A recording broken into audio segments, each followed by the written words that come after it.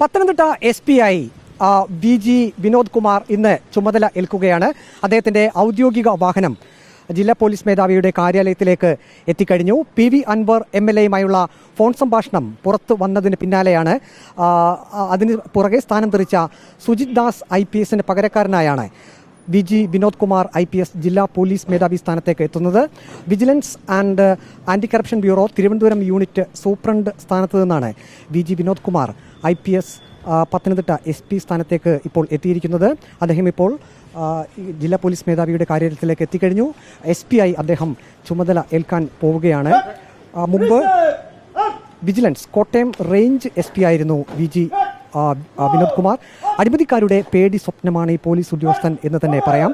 2020 മുതൽ 4 മാസം മുമ്പ് വരെ വിജിലൻസ് കോട്ടയം റേഞ്ച് SP ആയിരിക്കെ റെക്കോർഡ് കേസുകളാണ് VG വിനോദ് കുമാർ രജിസ്റ്റർ ചെയ്തത്. ഇപ്പോൾ അദ്ദേഹം ഈ SP ഓഫീസ് കാര്യാലയത്തിന് മുന്നിൽ ഈ ഓഫീസിനകത്തേക്ക് അദ്ദേഹം പ്രവേശിക്കുകയാണ്. അല്പസമയത്തിനകം ജില്ലാ പോലീസ് മേധാവി സ്ഥാനം അദ്ദേഹം ഏറ്റെടുക്കും. അദ്ദേഹം വിജിലൻസ് കോട്ടയം റേഞ്ച് SP ആയിരുന്ന കാലഘട്ടത്തിൽ വിവിധ കേസുകൾ അന്വേഷിച്ച് പ്രതികളെ പിടികൂടിയിരുന്നു. 2020 മുതൽ 4 മാസം മുമ്പ് വരെ വിജിലൻസ് കോട്ടയം റേഞ്ച് SP ആയിരിക്കെയാണ് അദ്ദേഹം നിരവധി കേസുകൾ തെളിയിച്ചിട്ടുള്ളത്.